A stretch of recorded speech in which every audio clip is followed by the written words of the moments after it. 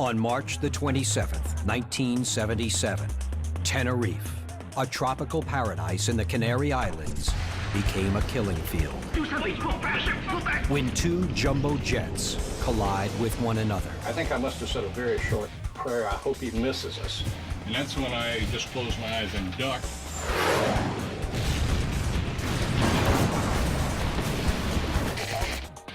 In the way the Titanic came to be more than just a disaster and a kind of epic and really cemented itself in history as this iconic event, I think to an aero historian, the crash at Tenerife kind of did the same thing. Could such an accident be waiting to happen today? Aviation's worst disaster, Tenerife, on Most Deadly.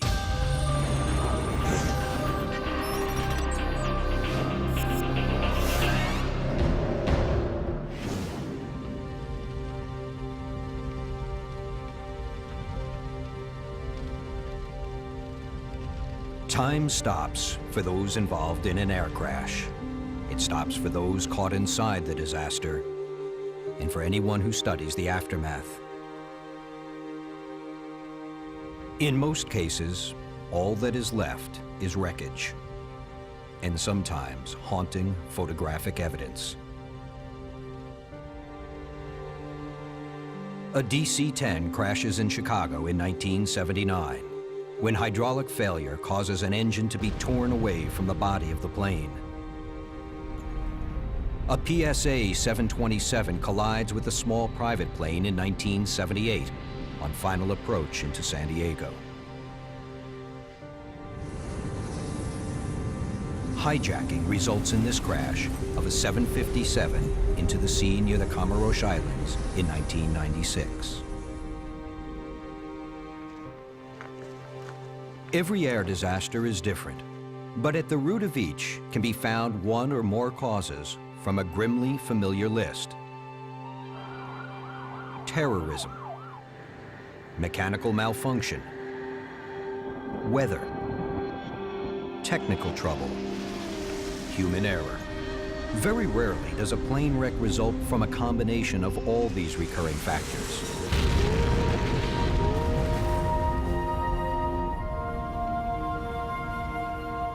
That is exactly what happened on the Canary Islands in 1977, when a perfect storm of catastrophe touched down on the Tenerife runway.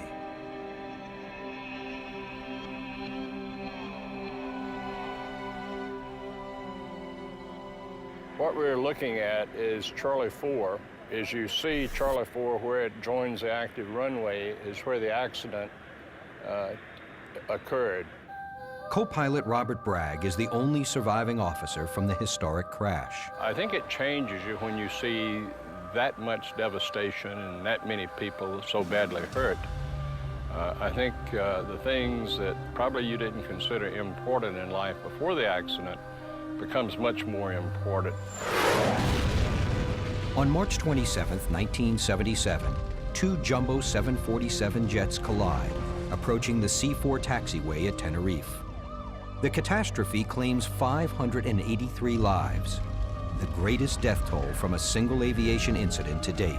No one aboard KLM Flight 4805 survives, and only 70 people on Pan Am Flight 1736 escaped the inferno that engulfed both planes. The entire top of the airplane was gone, and it reminded me of some giant knife that had just sliced the entire top of the fuselage off. We did not need to wait for a command from the captain. I just jumped up and started shouting the commands you shout to evacuate the plane. Both of the wings were on fire, burning. On the left wing of the airplane, there were 55 to 60 people already standing out on that wing. And as I looked at the door, it just kind of crumpled. There shouldn't have been anything there. It was just the top of the airplane. And instead, it was a mountain of debris. Next thing I knew, Joan was up there, and I was standing there, and she leaned down and said, Suzanne grabbed my hand, and she just yanked me out of that plane.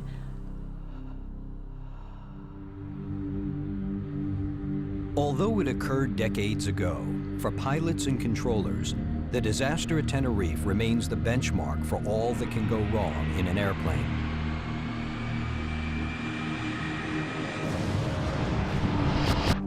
Like many commercial pilots, Patrick Smith is awed by the scope of the disaster. One of the only things that will hush a room full of pilots during a training class is a video or a presentation about what happened at Tenerife. All the bizarre coincidences and twisted ironies that were part of the crash, and really the horror, but at the same time, again, this weird mystique.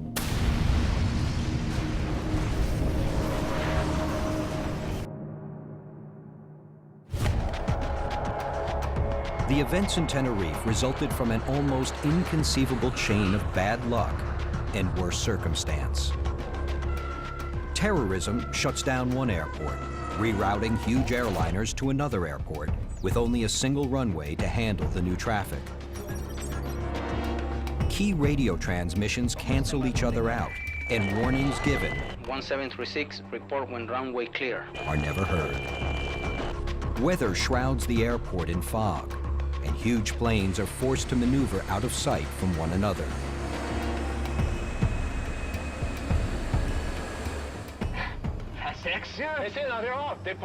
A cascading series of human errors provide the final accelerant.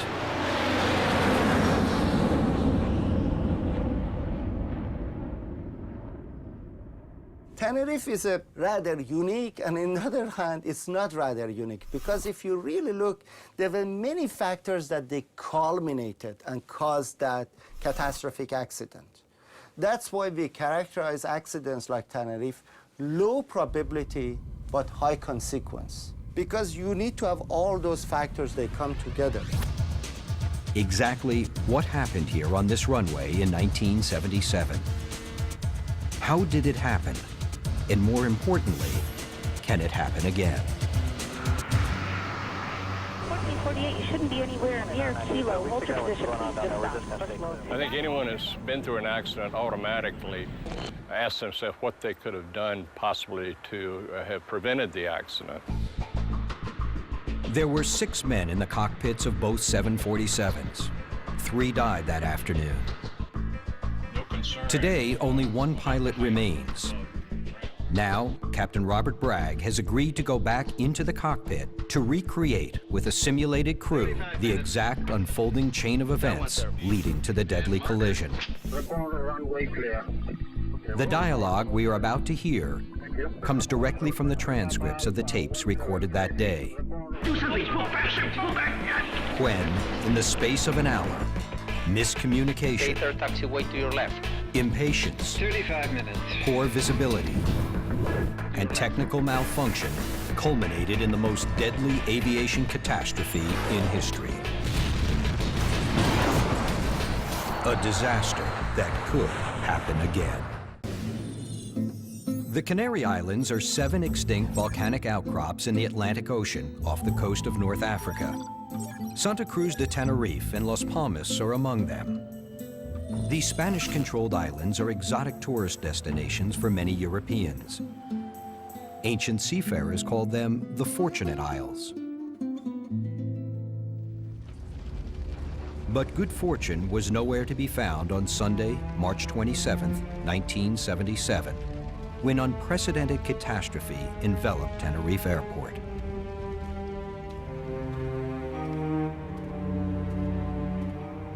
Captain Robert Bragg was at Ground Zero that day. He was co-pilot beside Captain Victor Grubbs on Pan Am Flight 1736, carrying 380 passengers from New York's JFK Airport to Las Palmas in the Canary Islands. At roughly 2 p.m., on approach to the Las Palmas Airport, an unusual call comes in from air traffic control.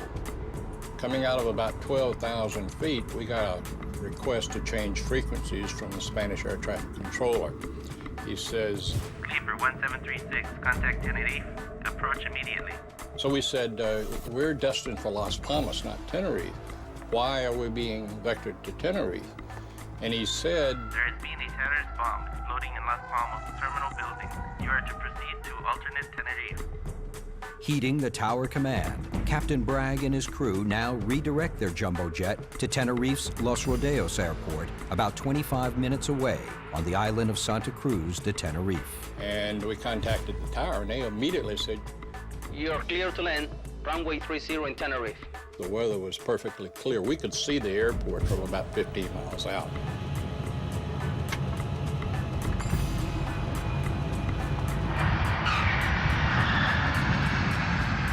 We saw probably 50 airplanes that had been diverted there, because this was around 3 in the afternoon on Sunday afternoon.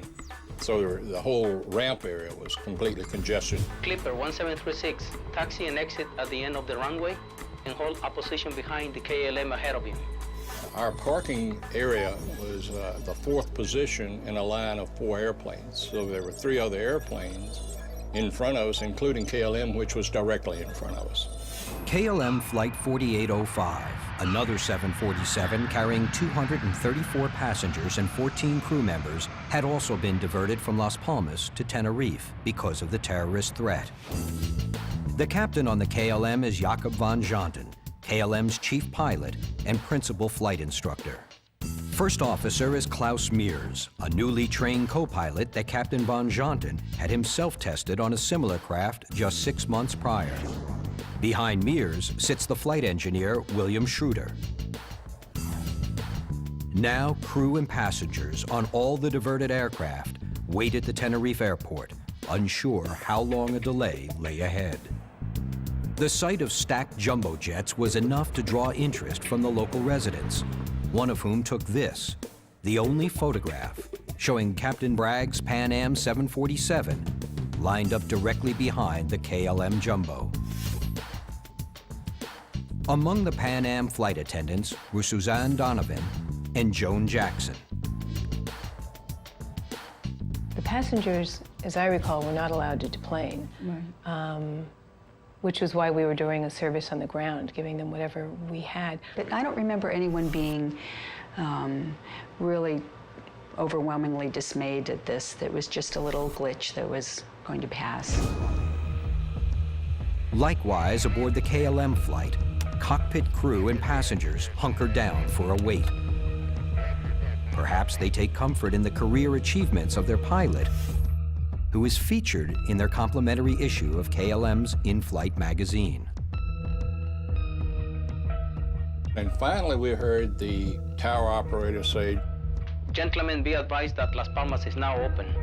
About 3:45, news of this announcement from the tower comes as a relief to everyone. Planes have been grounded for almost 2 hours. But the wait isn't over yet. Now KLM Captain Jacob van Janten makes an unusual decision to refuel. His action is unnecessary. Records later show that the plane had sufficient reserves.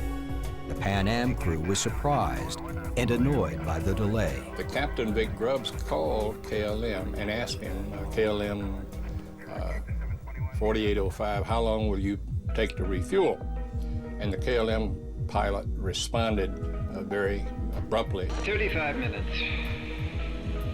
So the captain then looked at me and said, well, I guess we're stuck behind him. And then I, sitting on the right side of the airplane, made the comment, well, maybe we can get around him. Would you like the engineer, George Warrens, and I to go out and measure the distance between our right wing and his left wing? And we were 12 feet inside of his wing clearance. So we were 12 feet short of getting around him. Basically, we waited 35 minutes for the KLM plane to refuel. Now, on a look-back basis, if we'd have had 2 wing walkers being people that stand on your wingtip and visually give you a clearance, we could have possibly gotten around him, but we had no feeling of any absolute necessity to get this done. Rerouted flights, an odd decision to refuel, 12 feet of clearance. So begins the terrible list of seemingly unrelated details that would ultimately form links in a deadly chain. In the 35 minutes it will take for the KLM to refuel, yet another adverse condition descends upon the runway at Tenerife. A fog bank comes down off the side of this hill and stops right on the runway. And that fog is to become a funeral shroud for 583 men, women, and children.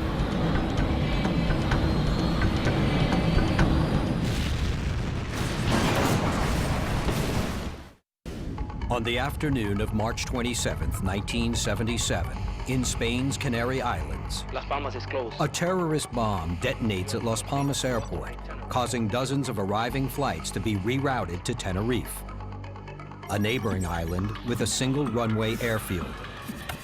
Pan American Flight 1736 from New York, co-piloted by Captain Bragg, is one of 2 jumbo jets now assembled in a lineup, awaiting instruction from air traffic control at Tenerife. Parked directly in front of the Pan Am Jumbo is KLM Flight 4805 out of Amsterdam, piloted by veteran Captain Jacob van Janten. After an almost 3-hour ground delay, the tower finally clears all flights for departure to their original destinations. Gentlemen, be advised that Las Palmas is now open. Unfortunately, the KLM pilot's decision to refuel will result in an additional 35-minute delay for his flight and all those behind him, including the Pan Am Jumbo. Finally, at 4:58 p.m., after filling the KLM's tank with an additional 14,500 gallons of fuel, co-pilot Klaus Mears contacts the Tenerife Tower for permission to taxi for takeoff. We require a backtrack on 12 for takeoff, runway 30. Okay, KLM A0, correction, 4805, taxi straight ahead for the runway, and make backtrack. Roger, make a backtrack. Because Tenerife's airport is small, departing planes must backtrack to lift off. That means taxiing down the runway to the end, then turning around to take off in the same direction they originally came from. There was a DC-9 in the number 1 position. There was a DC-8 in the 2nd position, or the number 2 position. Then KLM was in the number 3 position, and we were in the number 4 position. They gave the clearances, taxi clearance, to the first 2 airplanes, and it was thus that they were to taxi and backtrack down the runway. In other words, they taxied down the runway in the opposite direction of where they're going to be taking off. When you get to the last taxiway on your left, exit the runway and position back. At 4:59 p.m., KLM Flight 4805 begins to taxi down the runway. Approach. You want us to turn left at Charlie 1? Taxi evade Charlie 1? Negative. Taxi straight ahead up to the end of the runway and make backtrack. Okay, sir. A few minutes later at 5:02, Pan Am is instructed to follow KLM's taxi down the runway. But unlike KLM, the Pan Am flight is to turn off at one of the several taxi exits and wait. This in order to clear the runway for KLM to lift off. It's with these instructions that confusion starts to arise. It is unclear to the pilots of the Pan Am flight exactly which taxi exit traffic control intends for them to take. We got the instructions from the tower. Pan Am 1736, take 3rd taxiway to your left. We had just passed C2. If, as some people have contended, we were supposed to take Charlie 3, that taxiway takes you right back into the terminal area. All of the taxiways on that terminal were blocked, so we'd have not been anywhere. We'd have had to just wait there again. Feeling that the Charlie 3 taxiway must not be their intended destination, the Pan Am crew calls the tower again for clarification. The 3rd one said 1, 2, 3, the third one. Since their jet has already passed the 1st exit, in telling them to take the 3rd exit, the crew believes the tower intends for them to exit at C4, the 3rd exit from C1. The other airplane had done the very same thing. It was the logical taxiway to get off the runway on. So we all felt very confident that that was the taxiway that we were supposed to depart the runway on. And then, just when things are teetering dangerously out of control, fate strikes. A thick fog suddenly descends on the airfield. And I looked out the window and I said to Suzanne, we're not going anywhere. I can't even see the number 2 engine, which is the inboard engine. I knew our regulations at Pan Am. We would not be going anywhere. It was too foggy. Yeah, we expected to go to the back kind of to hole. wherever we, Yeah. we had been sitting. The island has a reputation of very quickly fogging in. And the visibility went from unlimited down to 500 meters, which is about 1,500 feet. And we could just barely see the runway in front of the nose.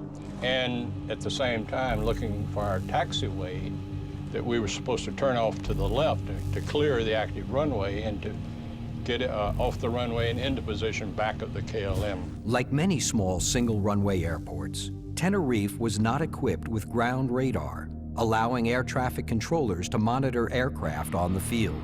But even as the airfield is enveloped by fog, the decision to go ahead with takeoff remains in place.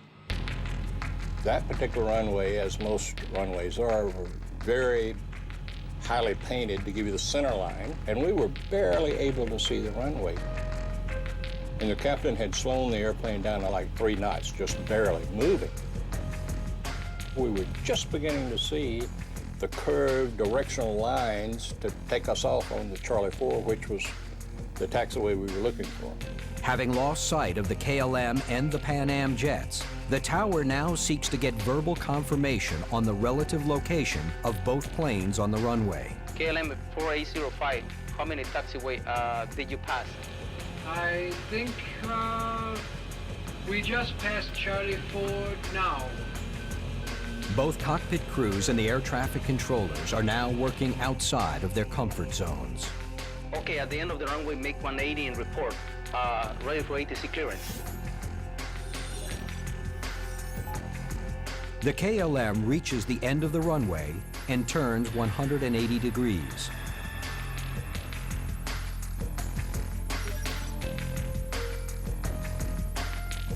What happens next is an extraordinary exchange between pilot and co-pilot. This is the KLM cockpit conversation taken from the transcripts. Wait a minute. We did not have ATC clearance yet. No, I know that. Go ahead and ask. This exchange suggests that Van Janten had begun to take off until his co-pilot reminds him that he did not have clearance. This is an unusual interaction as Van Janten, the senior officer, was not used to having his judgment questioned in his own cockpit. Democracy in the cockpit is a very cultural issue. There are some cultures that they are basically very high in power distance, meaning that there is a very strong hierarchy and very steep hierarchy in their society. We cannot expect they have a democracy in the cockpit. Van Janten waits impatiently for further instructions from ground control. The KLM 4805 is now ready for takeoff. And we're waiting for our ATC clearance. It's a routing clearance that air traffic control gives the departing plane that basically tells him how to go from one airport, your departure point, to your destination. Report. Ready for ATC clearance. But even ATC, or air traffic control clearance, is only a confirmation of the in-flight route to be taken. Clearance to actually take off must be given separately. It is these next few moments of communication between the tower and the two planes that will forever be analyzed. Roger, sir. We are cleared to the Papa Beacon flight level 90. We heard the KLM pilot read the clearance back, which is required. As soon as he finished reading the ATC clearance back, he added a comment that was totally unexpected to us. And we're now at takeoff. Okay, stand by for takeoff. I will call you. But we were still taxiing down, assuming that KLM was going to be holding his position as he was directed to do. And that's when I got on the radio and said, but we're still on the runway. 1736, report when runway clear. Van Janten again begins the takeoff. If there were any further objections in his cockpit, the transcripts do not reveal them. The huge, fully fueled jumbo jet begins to pick up speed. The point of no return has now been passed. When we first saw the KLM airplane, it wasn't of great concern because we knew he was down there. Then I noticed his landing lights were on, and I saw his light shaking. And then that's when I said, I think he's moving. Is he not i ratan? Ja, 6 år. Is he not i ratan på en American? Javäl. I could see his rotating beacon, and he lifted off. Now, do something. Pull back. I just could not believe that this airplane was taking off coming right at us.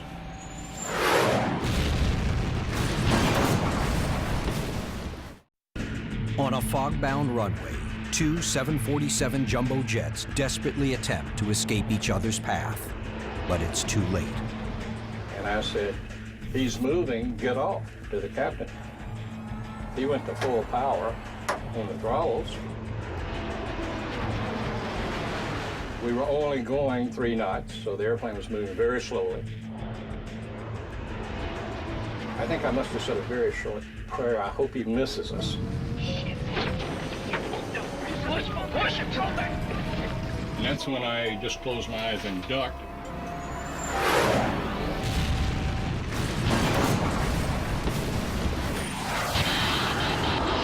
And then suddenly there was this thud, this tremendous impact. Joan jumped up, ran to her door, looked out the window, and yelled, "Fire on the wing." The entire top of the fuselage was severed. If you look at the window of the airplane, those windows were gone and the entire top of the airplane was gone. So what I did when I decided to leave, and I was yelling at everybody to get out, I stood up on the foot of the cockpit floor that was remaining and reached over and grabbed the back of the captain's seat, Victor Grubb's seat, and then just jumped right over the side. I continued making my way down through this bits of the fuselage and things, and got about 5 feet or so. There was an edge, a precipice about 5 feet tall, and there was a group of passengers there, maybe 8 or 10 passengers, and I started pushing them, saying, you know, jump, jump, we have to get out of here. And then the debris shifted again, and then everybody, all of us, were just kind of leaping to try to get away from where the debris was shifting, because the engines now were spewing all the metals. They were disintegrating so severely. No one got out of the airplane past row 33. Reason for that was when KLM hit us, he severed his landing gear into our airplane. Matter of fact, they found his landing gear, the main landing gear, in our wreckage.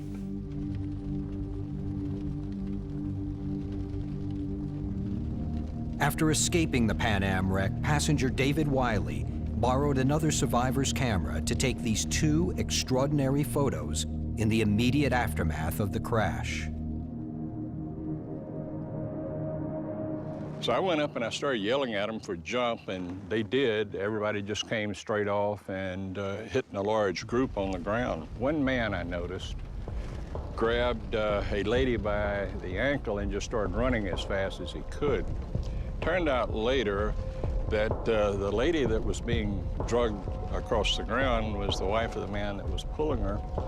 And when she hit, all of the other people hit on top of her, and broke her back, both arms and both legs.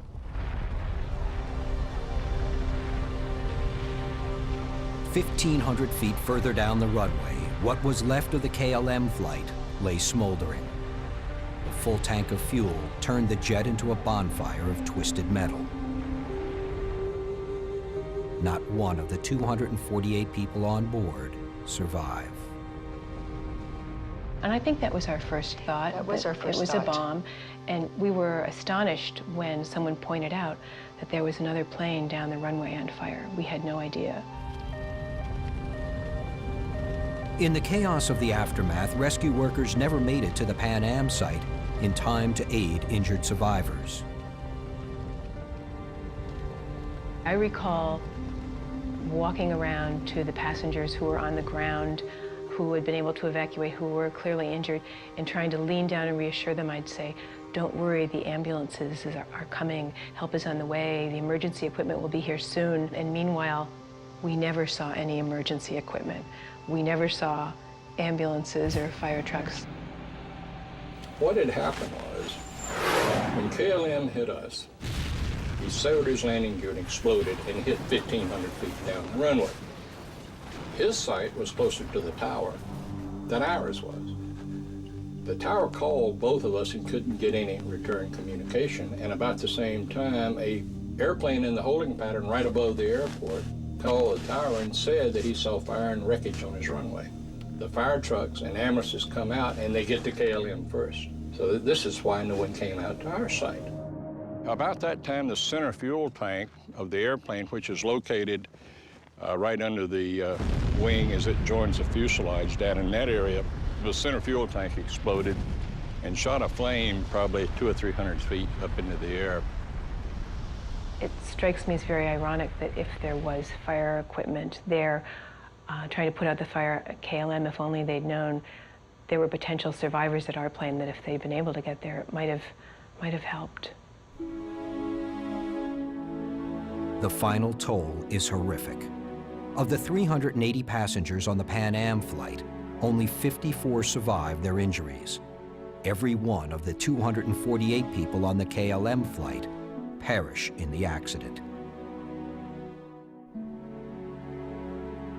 Shortly after the accident, it was much too emotional to talk about it. And to Suzanne and I, it didn't feel respectful of the people who had lost their lives. We wanted not to gloat we were still alive, you know. What sense can be made of such devastation? Is there anything to be learned from the kind of impossible tragedy represented by Tenerife?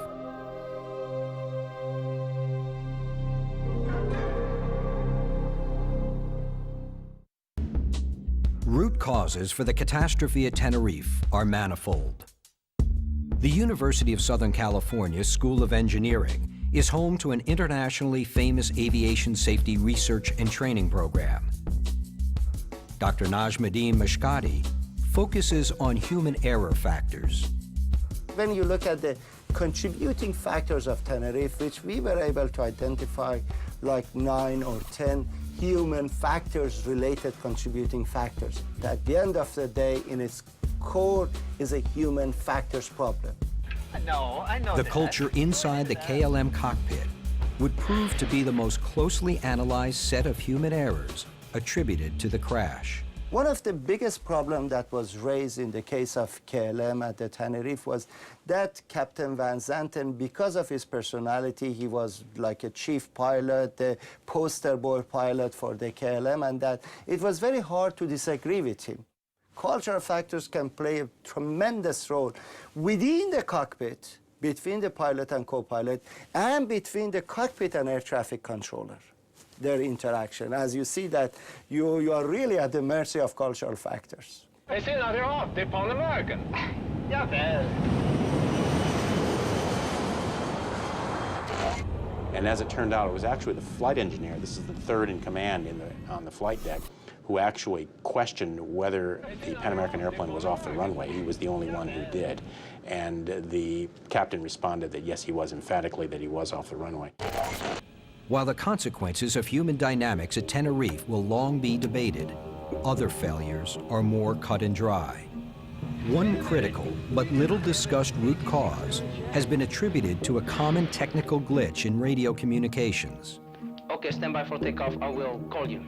I responded by keying the mic and saying, "We are still on the runway."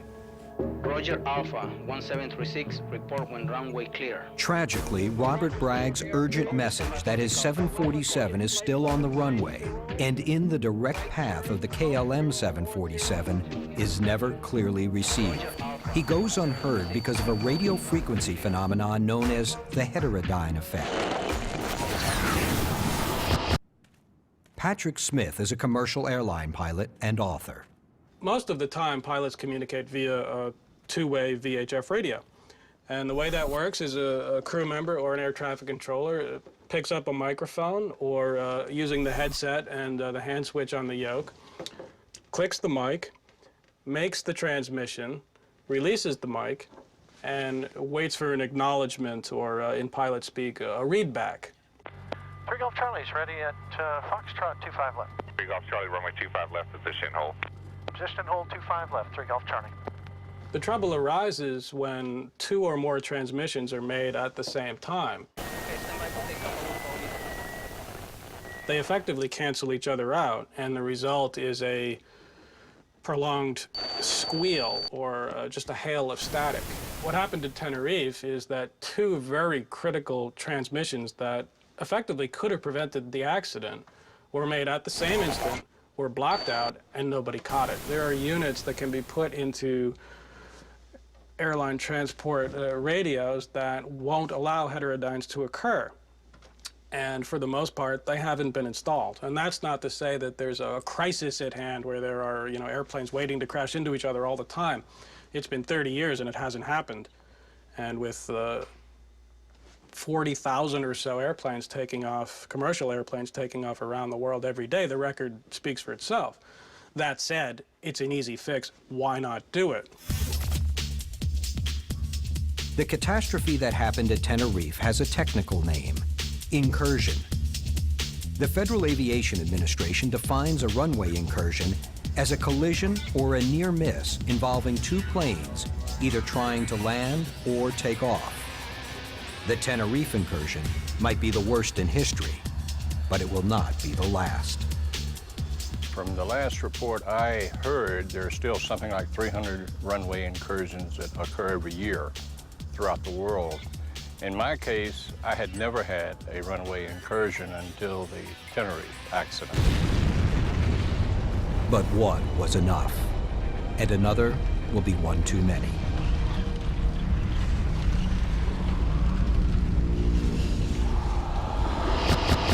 In the history of flight, mid-air near collisions are rare. However, near misses between planes where at least one of them is on the ground has become an almost daily occurrence. There was another accident 6 years after the Tenerife disaster at Madrid involving a ground collision between a DC-9 and a Boeing 727. There was not a major ground collision after that until the accident at Linate Airport serving Milan in October of 2001. A Cessna Citation business-type jet was cleared to taxi to the end of the runway, and in doing so, it actually taxied the opposite direction and crossed the runway in which an MD-87 jet was taking off. The runway incursion at Linate bears a strong resemblance to Tenerife. Both airports are notorious for fog, and neither at the time had operating ground radar. Runway incursions are a focus of research and development for Ratan Katwa at the Honeywell aviation firm. From the cockpit of an incoming plane at Los Angeles International Airport, he demonstrates just what pilots are up against navigating routine air traffic control signals on any given flight. As we near the runway, 2 potentially dangerous situations occur. First, our call sign was very similar to the call sign for another plane. Did you hear there was a 3 Charlie Charlie? Yeah. On the frequency. Yeah. It just gave me the idea. Our call sign is 3 Golf Charlie. What we heard on the radio on the same frequency was a very, very similar call sign, 3 Charlie Charlie. This problem or this issue of similar call signs has in fact been a component in previous runway incursions. Next, something which could easily compound confusion about our call sign: a last-minute change to our runway. Yeah, 3 Golf Charlie, change to runway 25 right, you're clear to land, 12507. Yeah, 3 Golf Charlie, runway 25 right, clear to land. The last moment on final approach, the tower controller asked us to in fact sidestep to land on the other parallel runway. And this, of course, can set up an environment where the workload is high, stress can be high, and in other words, it can certainly lead to a situation where a runway incursion could potentially be caused. Our confusing landing sequence at LAX illustrates why many believe high-tech map displays and situational advisory systems should be standard issue on commercial aircraft. But others feel technology isn't a silver bullet solution. A TV screen style monitor shows a graphical depiction of where your airplane is relative to other airplanes on the ground and in flight. Something like that, had it been there at Tenerife, may have prevented the accident from happening. Skylane 6530, Mike, at 25 right for a straight out departure.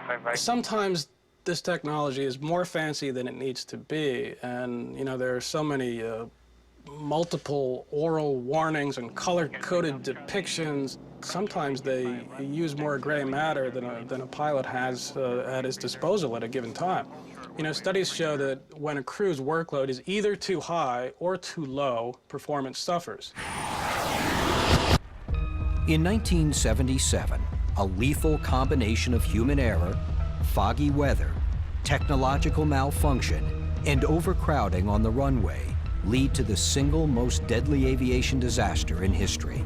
Every event leading to the Tenerife catastrophe could happen again at almost any airport today. Have the broader lessons of Tenerife been fully comprehended 3 decades after the crash?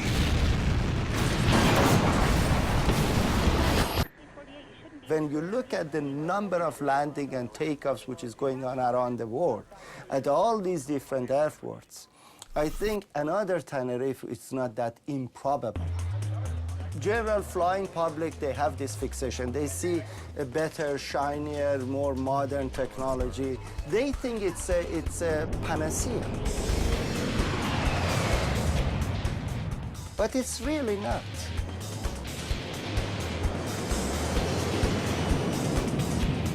If you have fog, if you have airport geometry which is awkward, if you are under the time pressure, if you have a ground radar that's not operating, if you have a problem with situational awareness in your cockpit crew, be careful. I think if you went up to 100 people and said, what does Tenerife mean, maybe 7 or 8 of them would know what you were talking about. But the lessons learned, you know, have been applied. Runway incursions and near misses, as they're misleadingly called sometimes, you know, have been on the increase, but in a way that's a symptom of there just being so many more planes and so many more people flying. There was a study commissioned that came to show that flying in 2006 is about 5 or 6 times safer than it was in 1980.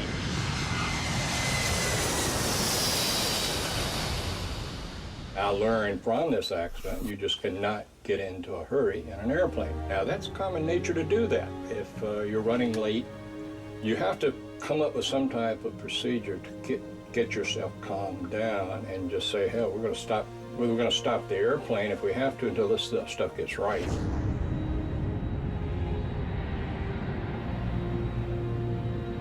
Well, when I flew down here, I had the very last row in the back in the middle of a family, and there were 2 seats open up by the exit. And I said to the flight attendant, are those 2 seats open and may I move? And she said, are you willing and able to help in an evacuation? I said, yes.